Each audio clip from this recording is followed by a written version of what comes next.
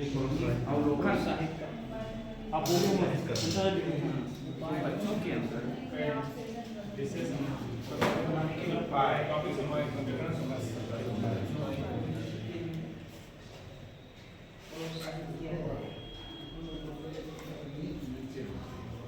किसी घटना के प्रति बच्चों के अंदर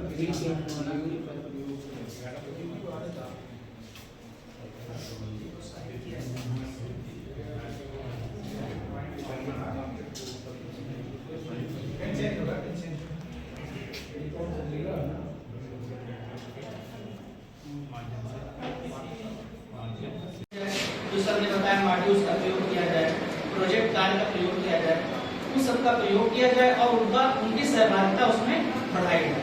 क्योंकि बच्चे विज्ञान एक ऐसा विषय है कि बच्चे इसमें करके सीखते हैं। जितना बच्चे उसमें प्रयोग करेंगे, जितना प्रैक्टिकल करेंगे, उतना बेहतर ढंग से वह समझेंगे। बहुत सही बात कर रहे हैं सर। खूब तगड़ा नंबर आता है। और जब विज्ञान की बात करता हूँ तो मैं शब्द की बात करता हूँ, पढ़ाते पढ़ाते रिश्ते बन जाता हूँ। बच्चे कभी विषय वस्तु से संबंधित शिक्षण सामग्री का प्रयोग जिसे टीएलएम कहते हैं, इसको बच्चों को सामने प्रस्तुत करना चाहिए और उसके माध्यम से बच्चों को दिखा के बताना चाहिए और उनसे महारत भी बनवाना चाहिए उस हिसाब से कि जैसे आप विषय कोई पढ़ा रहे हैं, कोई चीज पढ़ा रहे हैं, तो कम से कम जिस दिन पढ़ाएं खुद टीचर बना के ले जाए, बच्चों के सामने प्रस्तुत करें और बच्चों से भी बनाने के लिए उनको प्रोत्साहित करें। काफ़ी छोटे होते हैं और अगर हम उनको सबसे महत्वपूर्ण चीज़ है हम उनको उनके पूर्ण ज्ञान से जरूर जोड़ते हैं। जो कक्षा 6, 7, 8 में क्या पढ़ते आए हैं उसके अकॉर्डिंग हम उनको विज्ञान की शिक्षा आवश्यक है। दूसरी चीज़, विज्ञान का एक ऐसा विषय है विज्ञान जिसमें बिना प्रयोग के या जो चीज़ उसको बताया जाए उसको सिद्ध भी हो उसी समय हो जाएगी। अगर हमने कोई चीज़ पढ़ाया कोई टॉपिक तो अगर बच्चा हमसे ये ना पूछ पाए कि ये आपने बताया लेकिन ये तो है ही नहीं, उसको सिद्ध करके बताना है, उसको प्रयोग के माध्यम है ना लाना है और अपनी जो टिपिकल टॉपिक्स होते हैं उनको आसान करके समझाना है। अगर वो आसान करके समझेगा तो इंटरेस्ट लेगा और अगर नहीं है वो टेक्निक तो इंटरेस्ट नहीं लेगा, वो क्लास में सोएगा। ठीक है, तो बीच बीच में क्या गतिविधियाँ होनी चाहिए और थोड़े से उसमें इंटरेस्ट ला करके उस टॉपिक को रुचिपूर्ण बनाना चाहिए। जैसे कि हमने टीएलएम का दिया है पॉइंट में, टीएलएम बना के बच्चों को समझा सकते हैं और सूचना संचार प्रौद्योगिकी आईसीटी के माध्यम से समझा सकते हैं या 3D एनिमेशन के माध्यम से समझा सकते हैं, तो बच्चों को लगे हमारे सामने हमारे हो जाए। ठीक है, और इसके बाद है आपका विज्ञान शिक्षक कार्य करते समय प्रकार संबंधित विद्यार्थियों के माध्यम से गतिविधियाँ कराकर उसको भी रुचिपूर्ण बना सकता है। और एक बात ये कहूँगा, जैसे हम बहुत सारी चीज़ें पढ़ते हैं विज्ञान के अंदर कि हमने आसमान पढ़ा दिया विश्लेषण, लेकिन आसमान होता क्या है? उसको हम फैक्ट्री में लेके जाएंगे, इंग्लिश में लेके जाएंगे, दिखाएंगे भाई बाइलर ऐसे होते हैं, ऐसे लगा कनेक्शन होता है, सब कुछ ये देखेगा तो उसके अंदर एक मोटिवेशन जागेगा और वो आगे विज्ञान के प्रति कुछ करने की मतलब प्रवृत्ति रखेगा। Thank you. चालकों में विद्युत का प्रवाह होता है, विद्युत धारा का प्रवाह होता है उनमें उपस्थित मुक्त इलेक्ट्रॉनों के कारण। मुक्त इलेक्ट्रॉन क्या है? बात इलेक्ट्रॉन की थी, इलेक्ट्रॉन के साथ एक शब्द जुड़ा मुक्त इलेक्ट्रॉन। ये मुक्त इलेक्ट्रॉन क्या हुए? परमाणु से इलेक्ट्रॉन का निकलना किसी न किसी क्रिया पर आधारित होता है, लेकिन जो मुक्त इलेक्ट्रॉन है ये ऑटोमेटिक ही धातुओं के परमाणुओं से निकल जाते हैं।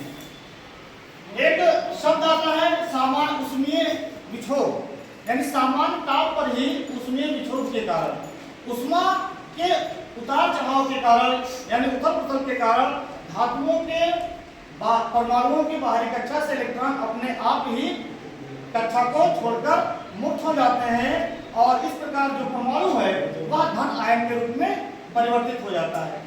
ये मुक्त इलेक्ट्रॉन जो हार्ट है सर्किट का, जो एक सेल या एक बैटरी हो सकती है, बैटरी सेलों का कॉम्बिनेशन होता है। आप एक से ज़्यादा सेल लगा सकते हैं, जैसे पॉजिटिव, नेगेटिव, पॉजिटिव, फिर नेगेटिव, फिर पॉजिटिव एंड फिर नेगेटिव। तो एक बैटरी हो गई। बैटरी के साथ एक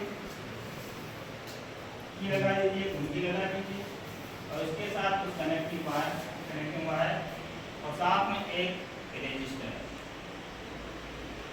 तो ये एक सिंपलेस्ट फॉर्म हो गया विद्युत परिपथ का। ऐसी स्थिति में कुंजी खुली होती है जो कि सर्किट को कट कर देती है और इसमें आवेश प्रवाह नहीं होता है। अगर इसको हम ऑन कर दें, ऑन पोजीशन में यहाँ एक पॉइंट रख देते हैं और एक पॉजिटिव टर्मिनल से करंट फ्लो होना शुरू करती है और इसमें करंट बहने लगती है और एक बंद रास्ते में करंट का प्रवाह होने लगता है। तो ये सबसे सरलतम विद्युत परिपथ है। तो इस विद्युत परिपथ में हमने 3 एलिमेंट जोड़े, एक रेजिस्टर प्रतिरोधक, एक बैटरी और एक कुंजी। ये सबसे सरलतम रूप है। इसके अलावा विद्युत परिपथ इससे जटिल तमाम होते हैं। इसमें जो भी प्लेन में भी किस तरह हम 3D चीज़ें देख सकते हैं, ये इसका एग्जाम्पल है।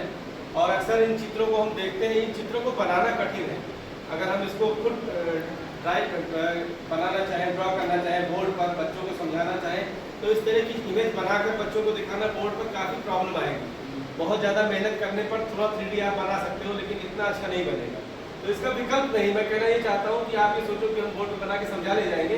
तो कुछ चीज़ें ऐसी हैं इंटरनेट पर और आपके आज की तकनीक की सहायता ले सकते हैं कि जिसमें जो चीज़ें मिल जाएंगी वो बोर्ड पर बनाकर दिखाना संभव नहीं है।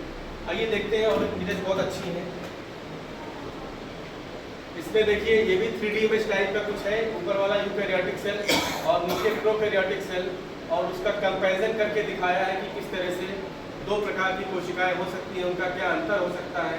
तो जो कंपैरेटिव इमेजेस इस तरह की इंटरनेट पर अवेलेबल हैं और साथ ही साथ उनके नेम्स भी हैं, 3D भी थोड़ा उन्होंने कोशिश की है बनाने की।